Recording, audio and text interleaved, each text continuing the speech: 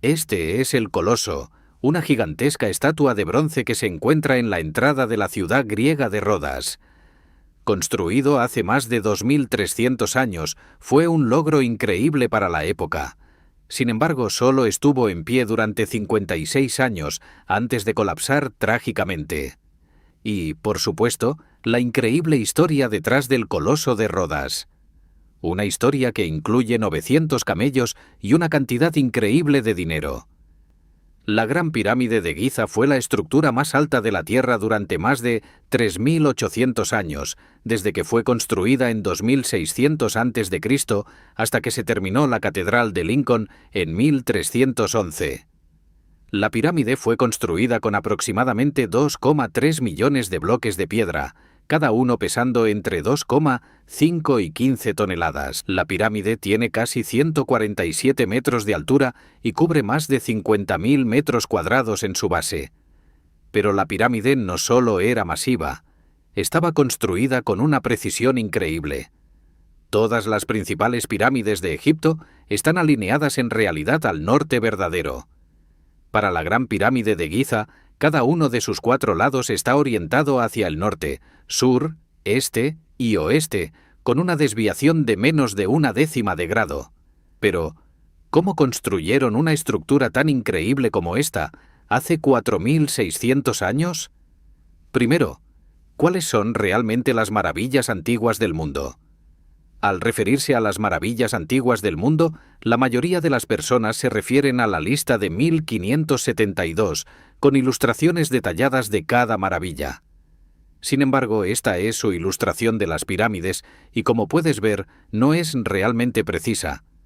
Claramente se basaron en descripciones antiguas, no en informes de primera mano. La lista en realidad se remonta a más de 1500 años antes de eso. De vuelta en Giza, el faraón Khufu ordenó que se construyera una tumba. Iba a ser la estructura más grande y segura que jamás haya existido. Un lugar para que el cuerpo de Khufu descanse y asegure sus tesoros por la eternidad. Reunió a 25.000 trabajadores y comenzó la construcción que tardaría 20 años en terminar. Dentro de la pirámide se construyeron múltiples tumbas a diferentes niveles, y la más grande de ellas era la cámara del rey, el lugar de descanso final del faraón Khufu. Pero, ¿cómo construyeron la Gran Pirámide de Giza? Existen múltiples teorías, pero no se ha acordado un método exacto. Este tema podría ser un video entero por sí solo, así que para este video me centraré en las teorías más ampliamente aceptadas. Primero necesitarían los materiales para construir la pirámide. Se necesitaba una gran cantidad de piedra caliza y granito. La mayoría de estas piedras provienen de minas locales, pero dentro de la Cámara del Rey se utilizó un tipo diferente de piedra. La Cámara del Rey fue construida con granito rojo, con bloques de piedra que pesan hasta 80 toneladas cada uno. Eso es aproximadamente el peso de un Boeing 737. No solo los egipcios tuvieron que mover estas piedras con fuerza humana, las importaron desde el extremo opuesto del río Nilo. El granito rojo vino de Asuán, una ciudad a más de 800 kilómetros de distancia. Eso es casi la misma distancia que conducir de Los Ángeles a Las Vegas y de regreso. Se cree que estas enormes piedras fueron transportadas a lo largo del río Nilo. Una vez que el terreno fue nivelado, la construcción pudo comenzar. La teoría más común es que los egipcios construyeron enormes rampas de tierra, ya sean rampas rectas o rampas con giros angulados. Otras sugerencias incluyen esta rampa, construida alrededor de la pirámide misma. Las rampas no podrían ser de más de 8 grados para que los trabajadores pudieran mover cómodamente los bloques de piedra utilizando cuerdas, postes y trineos. Sin embargo, ninguno de estos métodos por sí solo podría haber sido utilizado para toda la construcción. Las rampas tendrían que ser imposiblemente largas o demasiado empinadas para alcanzar la cima. De todas las 7 maravillas del mundo antiguo, la Gran Pirámide de Giza es la única que aún se mantiene en pie. Pero para el siguiente, los expertos no se ponen de acuerdo sobre si realmente existió o no. Los jardines colgantes de Babilonia fueron descritos como un enorme jardín construido alto sobre muros de piedra.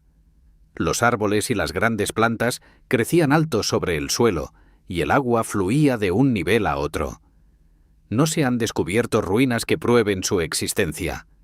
Y para añadir al misterio, algunos autores describen el jardín en gran detalle, mientras que otros, historiadores famosos que visitaron Babilonia, nunca mencionaron el jardín. Y resulta que los jardines colgantes de Babilonia podrían no haber estado en Babilonia en absoluto. Pero primero veamos qué lo hizo tan impresionante. El jardín fue descrito como una estructura cuadrada de piedra construida con múltiples niveles elevados. Cada terraza tenía que soportar toneladas de tierra y piedras sin filtrarse ni colapsar. Un acueducto cercano transportaba agua al jardín. Cuando el agua llegó al jardín, algunas historias antiguas afirman que un dispositivo similar al tornillo de Arquímedes elevaba el agua a cada nivel. El tornillo funcionaba al tapar una espiral dentro de un tubo de bronce. Al girar la espiral en el interior, el agua sería empujada hacia arriba al siguiente nivel. Esto habría permitido que el agua llegara a la parte superior del jardín, luego fluyera por cada terraza, manteniendo todo el jardín vivo y también creando una vista espectacular.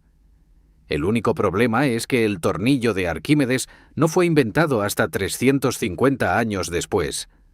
Para intentar resolver el misterio de dónde se encontraban los jardines colgantes, necesitamos preguntar, ¿quién construyó los jardines? Hay dos teorías.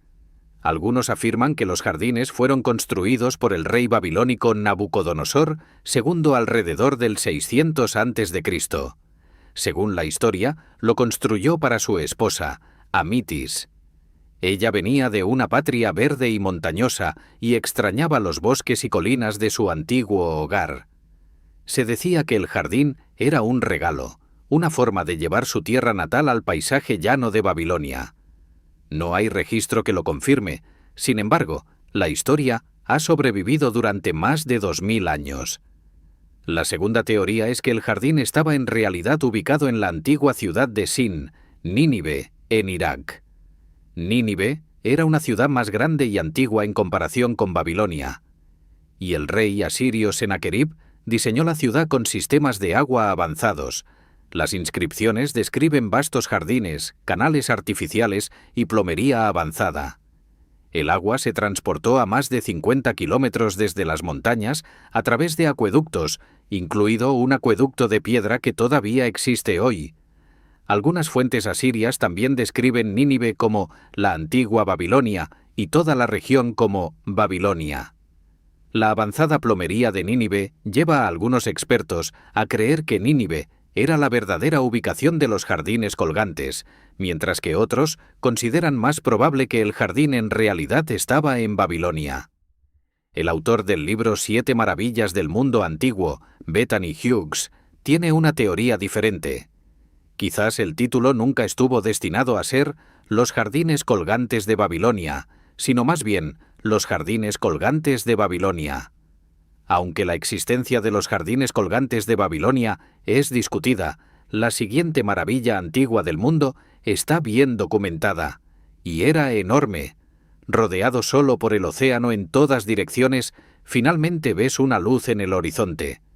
Después de días en el mar, te estás acercando a la ciudad más grande del mundo antiguo. Un importante centro comercial que conecta la antigua Grecia con el Valle del Nilo. Esta es la ciudad fundada por nada menos que Alejandro Magno. La luz que te guía de manera segura hacia la costa es el faro de Alejandría. Originalmente llamado el faro de Alejandría era de un tamaño masivo. En comparación con un faro en el siglo XXI, el faro de Alejandría era hasta 3 veces más alto. Fue una de las estructuras hechas por el hombre más altas durante siglos, excluyendo las pirámides. Para alcanzar esta altura, el faro consistía en 3 niveles, una base cuadrada, un medio octagonal y una parte superior cilíndrica, coronada con una estatua. La estatua podría haber representado a Zeus, el rey de los dioses griegos, o a Poseidón, el dios del mar. El faro de Alejandría era tan famoso que su nombre se volvió universal. Faros se convirtió en la palabra para faro en griego, francés, español y muchos otros idiomas. Entre los años 900 y 1300, varios fuertes terremotos golpearon Alejandría. Pieza por pieza, el faro se derrumbó. Las piedras y ruinas fueron reutilizadas más tarde para construir una fortaleza medieval en la misma isla donde una vez estuvo el faro. El faro de Alejandría sobrevivió durante más de 1500 años, y aunque sabemos lo que le sucedió al faro, los historiadores no están exactamente seguros de lo que le sucedió a esta próxima maravilla. La estatua de Zeus era una estatua gigante del dios griego sentado en un trono. El famoso escultor Fidias creó la estatua alrededor del 435 a.C. en la ciudad natal de los Juegos Olímpicos originales, Olimpia. La estatua de Zeus era tan alta que casi tocaba el techo del templo. Con una altura de alrededor de 12 metros, la estatua fue hecha de grandes cantidades de oro y marfil. Algunas fuentes describen una piscina reflectante de aceite colocada frente a la estatua, haciéndola parecer aún más alta. La estatua fue vista como extremadamente cara y bellamente elaborada. Por ejemplo, el filósofo Epicteto creía que uno solo podía morir feliz después de haber visto la estatua de Zeus. Entonces, ¿cómo podría algo tan hermoso simplemente desaparecer? Los historiadores no están del todo seguros de lo que le sucedió a la estatua. Una teoría sugiere que la estatua fue destruida por terremotos alrededor del año 522 en Olimpia. Pero no quedan ruinas que confirmen esto. Sin embargo, un historiador del siglo XI afirmó que el emperador Teodosio primero trasladó la estatua de Olimpia a Constantinopla, la ciudad que más tarde se convertiría en la actual Estambul. Alrededor del año 391, el emperador Teodosio primero introdujo el cristianismo, haciendo que la estatua del dios griego no fuera bienvenida en Olimpia. Su nuevo hogar estaba supuestamente en el Palacio de Lausos, propiedad de un funcionario de alto rango y coleccionista de arte. Más tarde se cree que la estatua fue destruida en un incendio en Constantinopla durante el siglo V. La estatua de Zeus era enorme, pero esta próxima maravilla no solo era grande, era sin duda el templo griego más grande jamás construido. Las ruinas del templo de Artemisa se encuentran en la actual Turquía, en la histórica ciudad de Éfeso. El templo fue construido completamente de mármol. Este era más que un lugar de culto. El templo de Artemisa sirvió como un centro para la religión, la banca y un refugio para los refugiados.